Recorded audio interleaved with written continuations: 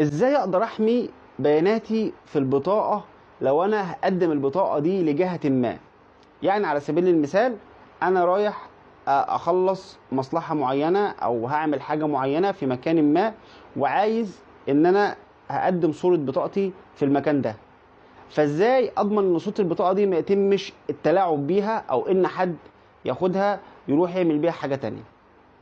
حضرتك لو رايح تقدم مثلا في حاجة معينة او هتعمل حاجة معينة، يبقى لازم تكتب على ظهر البطاقة او وش البطاقة او في كل حتة في البطاقة من تحت كده في الحتة الفاضية دي ان الورقة دي متقدمة او البطاقة دي متقدمة لجهة ما او للمكان المعين بسبب كذا، علشان تضمن ان هو ما ياخدش البطاقة او صورة البطاقة ويتلاعب بيها. وهنا احنا بنتكلم على ان انت هتكون بتقدم البطاقة بنفسك، عشان ما حدش يجي يقول ان هو مثلا ايه، طب ما ممكن يصورها من ورايا. ده في الحالة دي انت بتبقى سايب بطاقتك، دي قصة تانية.